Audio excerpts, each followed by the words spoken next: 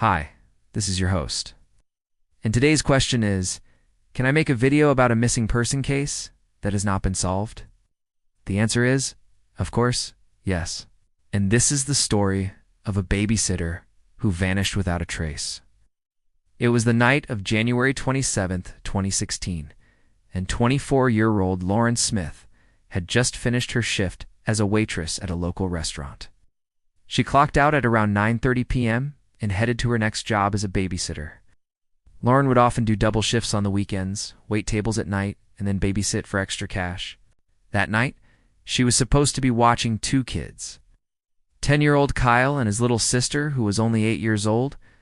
Their parents had gone out for the night, and they were being watched by Lauren at their home in Spring Green, Wisconsin. Lauren had known these kids since they were born because her mother, Mary, was close friends with the parents, Sean and Candace. According to Candace, when she dropped the kids off that night, Lauren was already there waiting for them in the living room. She recalls that Lauren seemed a little tired, but overall, everything appeared to be fine. Before she left, Candace asked Lauren if she needed anything from the grocery store. She said no, and told her friend that she was looking forward to seeing her on Monday. Then Candace and Sean drove off, leaving Lauren alone with their children. At some point, after 10 p.m., Lauren sent Candace a series of texts updating her on how the kids were doing. At 10:34, she sent a message that read, "Okay, he fell asleep, so I'm going to go clean up." An hour later, she sent another one saying the kids were watching a movie and that she was making dinner. But after that, the messages stopped.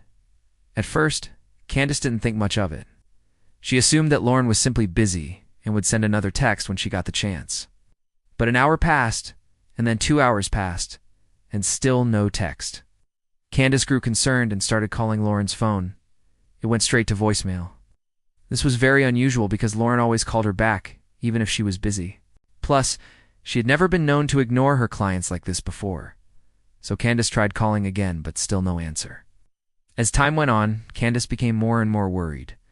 She couldn't understand why Lauren wasn't picking up her calls or responding to her texts. After trying to call Lauren about 10 times, Candace finally decided to head back home. When she got there, she noticed that the front door was locked and the blinds were closed. She walked around the house to see if any lights were on, but everything was dark. Concerned for Lauren and the children, she let herself in using a key. Inside, she found Kyle and his sister fast asleep in their beds, but Lauren was nowhere too. Candace immediately called 911 and reported her friend missing. Police arrived at the scene shortly after. They searched the house and the surrounding area, but there was no sign of Lauren anywhere. They also checked her car to see if she left in a hurry, but it was parked where she had left it, containing all of her belongings. Her wallet, keys, and phone were all still inside, so it didn't appear as though she ran away or left voluntarily.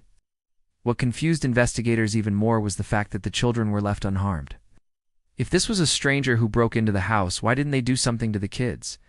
And if Lauren resisted, why didn't they just take her with them? Everything pointed to the fact that she was supposed to be there babysitting, yet she had vanished without a trace. One of the first people the police spoke to was Lauren's mother, Mary. She told them that her daughter had no enemies and could unthink of anyone who would want to hurt her. All the people at the restaurant where Lauren worked said the same thing. She was friendly with everyone and was well liked by customers and co-workers alike. No one could come up with any reason why someone would want to harm her. The last person seen with Lauren other than the children was a delivery driver. He came to the house that night with food that Lauren ordered for the kids, but he left before Candace did, and he insisted he saw Lauren leave. Investigators learned that Lauren and the driver had briefly dated in the past, and he admitted to having feelings for her. But according to him, he hadn't seen her in a while, and things ended amicably between them.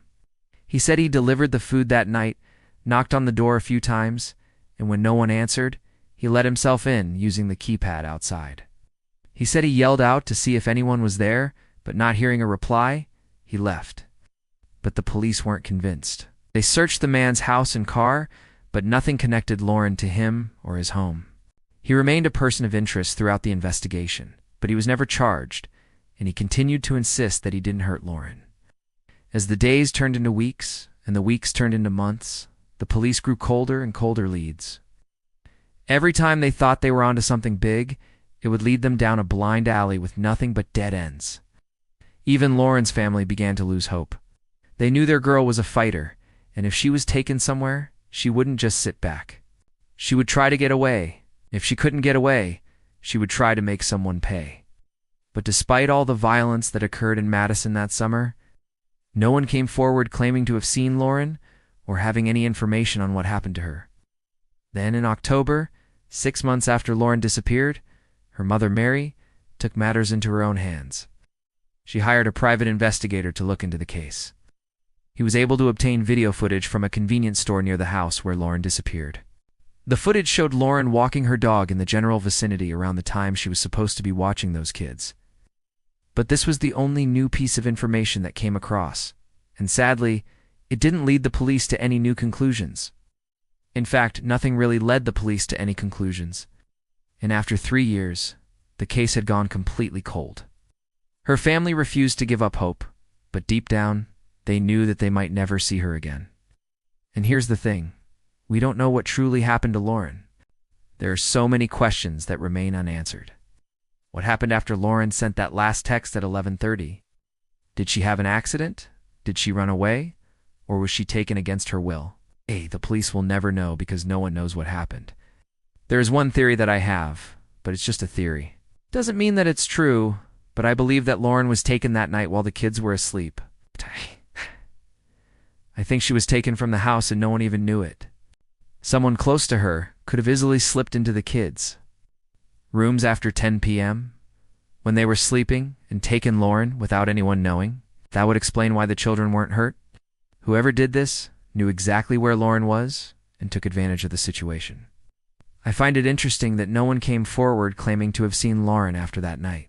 Not a single person. Also, her car was left behind, meaning whoever took her must have used their own vehicle.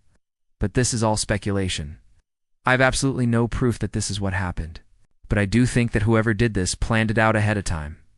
They knew Lauren would be alone in that house with 2 sleeping children, and they took advantage of it. But who could have done such a thing? I honestly have no idea. None of the theories make sense and none of them add up. The person who took Lauren knew the area well. They knew how to sneak into the house unnoticed, and they knew how to evade suspicion. They also knew that the police would search for Lauren, but they knew that they wouldn't find her.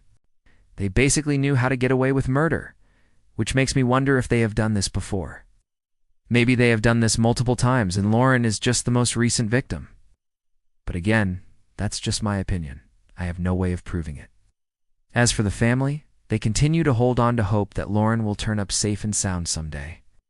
But they also know that this may never happen. They've accepted that they may never get answers and they may never see their daughter again.